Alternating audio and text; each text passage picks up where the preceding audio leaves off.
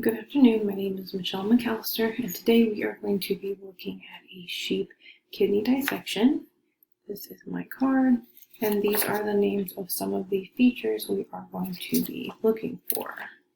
So first and foremost, I've got a couple segments here. I'm going to tilt you down just a little bit of our kidney just to make sure you can clearly see all of the features. The first one is going to be our renal cortex. It's going to be the outside, right here, that outermost layer.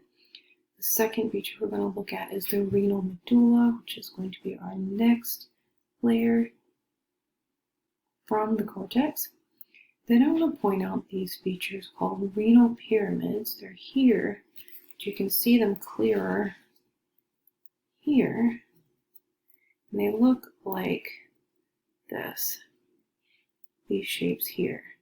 In between those pyramids, there are renal columns that are a bit thicker and that are missing those striations that you can see on the renal pyramids.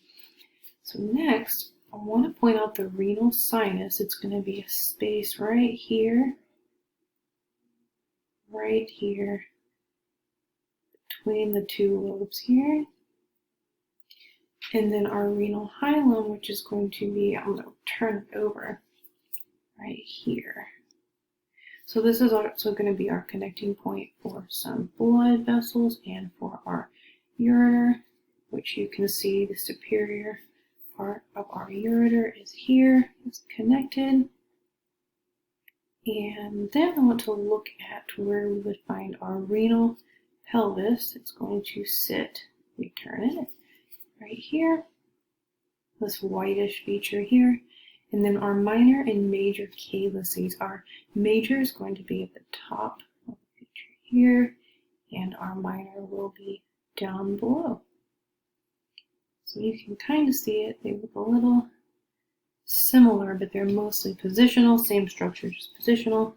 You can see here a better view of our calices here, with the insertion point for that ureter here.